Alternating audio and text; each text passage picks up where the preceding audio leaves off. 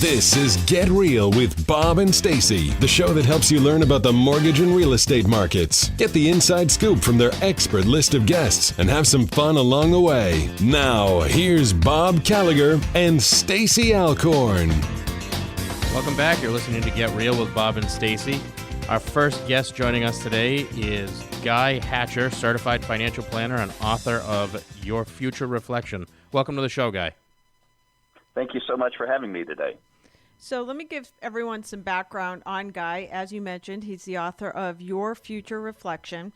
Guy believes the true definition of legacy is demonstrated through the life you live as you use the gifts you are given and put actionable steps into completing your God-given life purpose and call. In his book, he gives a roadmap to help you build the life and legacy you desire.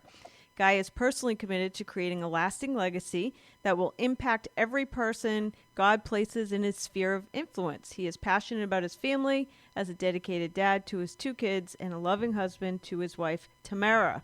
So explain to us, what is legacy planning and how is it different from, say, estate planning that most people understand? I think, Stacey, that's a great question. First of all, I've been doing estate planning for about 30 years. So the way I would break it down is twofold, is that there are 2 pivotal moments as I've worked with numerous families that I kept seeing the same pattern. Let's say we take a mom or a dad, they're in their latter days, maybe they've got a terminal disease and they know they're fixing to pass away, and I'd go in and I'd sit down with them and they would always say, "Guy, do I have everything in place?" So I work with attorneys, I work with CPAs, so we'd have all the legal documents put in place, whether it be a trust or a will, a power of attorney, whatever. And, of course, we'd look at the financial assets because I would be doing financial management for them also. But I could always tell there was something more, and I couldn't ever quite quantify it. And then let's say that individual passes away, the next pivotal moment would be anywhere from 30 to 60 days later. I'm sitting down with the kids, and we've got the legal documents in front of us, and we got a list of the assets, and we're trying to work out the distribution and the settlement of the estate. And it always seems like at that point in time that, you know, son and daughter, brother and sister, they would start fighting over a bag of cash or over an heirloom. And here's what I've realized about 5 years ago, that when you really want to leave a true legacy, the financial assets are a component of it. But there's other things that I started realizing that actually make up that play, because what brother and sister were fighting over was really the lack of the affirmation or the lack of the blessing that mom or dad did not give them, or they felt like they did not receive. And the only way they could ever go in and quantify and feel they measured up was to get that last asset from mom or dad. And so what we've tried to do, you know, in all our coaching now and our legacy planning that we do with individuals, is help families really go in and decide, okay, what does legacy really mean? And one of that is really talking about doing letters of affirmation to the kids, how to bless the kids, how to encourage the kids.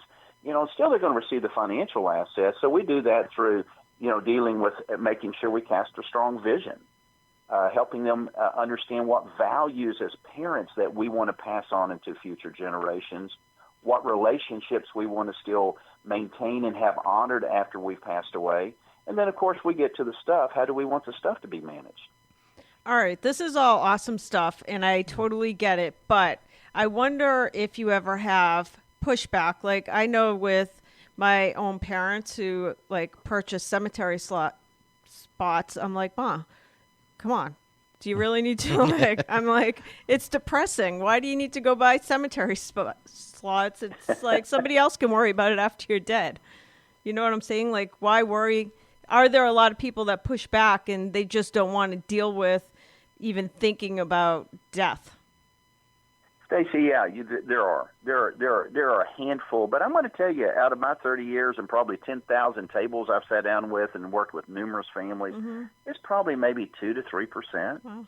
Most parents, as you move into that older age, you get in your thinking stage. Okay, I got X amount of time left. How do I really want to leave this? You know, and most parents, I will tell you, they don't want to leave their kids into a mess. Now, you're responding as a natural child. A natural child does not want to think of their parents moving into that stage. So one thing I really do, I do a lot of coaching to the kids. Look, this is a natural progression of life. Mm-hmm.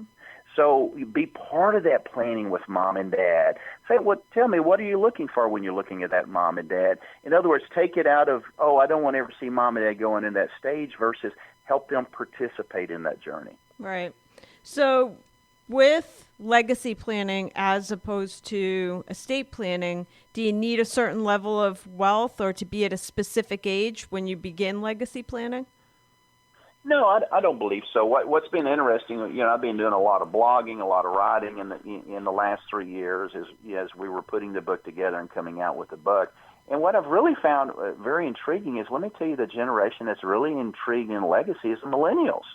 And here I thought, pretty much I've been working with people age 55 and up, but the millennials are very intrigued. They're really intrigued. How am I going to leave this world? Am I going to leave it with high impact? So, normally I think from a transitional perspective, when I deal with, business owners, normally when a gentleman or a lady starts moving into their 50s, they start thinking about, okay, the last 20, 25, 30 years. And that's probably more of a natural transition. But I have really been intrigued with the younger generation that they're really asking great questions about legacy. What is real legacy in my life? And I think people are starting to understand legacy is not just money. It can be a legacy of leadership. It can be a legacy of impact. There's a lot of things you can do with legacy. That's great. So how does the entire family get involved? Like, do you bring everybody together for a meeting? Yeah, actually what we've created is a 5-step process where we work with families. I'm basically, myself and some other individuals that we have set up just legacy coaching. And normally I'll start with mom and dad, and it'll be a couple of different meetings, and we go through. And really the first thing I do with every family, is I have them deal with their heritage. And let me give you, this is really intriguing as we did the research on this, the difference between heritage and legacy. Heritage is your lineage right. It's everything that you should receive from your parents. Now, here's been my experience over the years is very few people receive everything that they are due. Legacy is what we're going to leave. Now, legacy can also be both positive and negative. You can leave a very negative legacy to the next generation versus you can leave a very positive legacy to the next generation. So the first thing I have a mom and dad deal with, or a couple deal with, okay, what did I receive from my parents? And out of that, one thing I love to do is I love to talk about pruning the family tree. So let's say that, Stacey or Bob, let me give you an example. Let's say that your dad had, one of your dads had a, big temper. Well, maybe that's something you don't want to carry into the next generation. So what you can say is, I'm going to have you identify those 3 or 4 characteristics or attributes you really don't want to carry forward. But at the same time, we're going to identify those 3 or 4 characteristics or attributes that you're from your parents and your family tree you do want to carry forward. And so we start with those meetings, and then we walk through some other steps. And then I start incorporating the children back into the planning with us. So that's normally how we actually define a legacy. For most families, size-wise, it might be, influential family. But at the same time, our steps and process works for, it's really not about the money, so it works for any size estate. I'd never thought about including things that weren't, money or hard assets, like we're talking about things you do or don't want to carry forward from your parents' traits. It's a really neat way of looking at it. Yeah, it really is. And Bob, I tell you that the things that I see more painful to the kids is the lack of the words, the lack of the encouragement, the lack of the affirmation, the lack of the blessing. And so something I just picked up a few years ago, I was doing the estate plans working with, the families anyhow. So I turned to the parents, I said, have you ever put in writing why you're proud of your daughter or your son? And they looked at me and said, well, no, I've never done that. So I started encouraging them to attach letters of affirmation. And it could be that, son, I'm proud when you got your Eagle Scout, or, daughter, I'm proud that, the day you won the award, at your company, whatever it is. And I always try to get them to focus on 3, 4, or 5 special times in that child's life, put it in writing. Now, I've got some parents will mail it directly to the kids then. I've got some parents who want to actually attach to the document, that they can read after death. But what's been interesting is I came up with this idea after I wrote my parents a letter of affirmation. So about 2001, 2002, I just realized, I'm going to do this to my parents. So I sent my parents a letter of affirmation affirming them of the things they've done in my life. Now, I'll tell you, one of my parents I struggled with. But what I did is I found 2 or 3 positive characteristics that I made sure I put in writing so that I could send that off. Well received, extremely well received. So it's just a little tool there that I see families can do, and it just really helps that next generation after mom and dad have passed away. And it really clears the air of a lot of stuff before death, it seems like. Yeah, it really Yeah. does. Yeah, Stacey, it really does. And like I said, how many times, I don't know if your family's like mine, I'm the youngest of 5, and, do I really want to go to Christmas with this crazy group every year? Yeah, that's my family. It really, if we sit here and we joke about it, and the reason, because it really goes back to when we were 5 and 6. Yeah. Daddy went to more of your football games than he Right. went to my dances. Yes. Mm-hmm. Yeah. And so it really does continue into the planning. And like I said, I've really become a psychiatrist, working with families and helping them unwind some of this dysfunction. But this is why I believe the legacy is so important. And here's the other cool thing that I believe about legacy. Legacy is not one generation. I can be so specific in who I am, what I believe in, my core values, my relationships, and all that. I think I can have impact 4, 5, 6 generations in the future. And that's powerful. Wow. It is. That's very powerful. So can legacy planning affect charitable giving and engagement in a different way than estate planning? It can, because part of what and I love charitable giving, because we've done a lot of charitable trusts and foundations and stuff like that. So part of what you're trying to do, let me give you an example. One of the things I do in legacy planning is I've really helped the family define their core values. And normally it's about 6 to 8. So I've got a 13-year-old and a 12-year-old. My 13-year-old can actually sing the Hatcher family core values, which I think is funny. But see, what I'm trying to do in those core values, and one of those is giving. So what I'm trying to teach in these core values is, who are we as a family? You bet that ties back into charitable giving. In other words, I let them know I believe we're a conduit to pass back into different charities that we believe and align with our belief system. So, yeah, I think it has a tremendous impact. And here's the other fun part. I just had a grandparents I sat down with. They were probably about 70 and 68. Very, very wealthy family. And at that point in time, they didn't want to set up the foundation. I said, okay, we don't have to set up a formal foundation, but why don't we just do this? They had grandkids from like age 6 to 12. I think there was like 5 or 6 of them. I said, why don't we set up just a foundation on paper? You guys put in $10,000. Once a year, y'all sit down with all the grandkids. They sit on the board with you, and they help decide where that $10,000 goes to and which charity and why. Think about what we're educating the next generation or the second generation after that in giving. So, yeah, I think it's very powerful. Wow, that's really cool. It is. That's like a really different way of thinking about things. And what led you It to? really isn't. Go ahead. What led you to write the book? I believe it was just God-given, to be honest with you, Bob, is I just kept seeing these patterns. Somebody said, Guy, you're so experienced, you need to write a book. And I said, well, if I'm going to do it, and once again, my forte has always been estate planning. I said, I can do that in my sleep. I said, I really want to deal with the emotion behind it.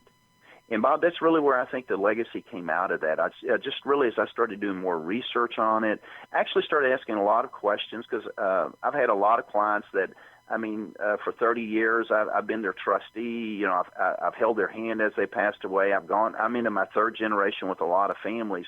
And so it was more of I feel led in to do it, but I just wanted a different take on it, and that's where I believe that where I've gone in to find legacy in 5 specific ways, one of them being the stuff,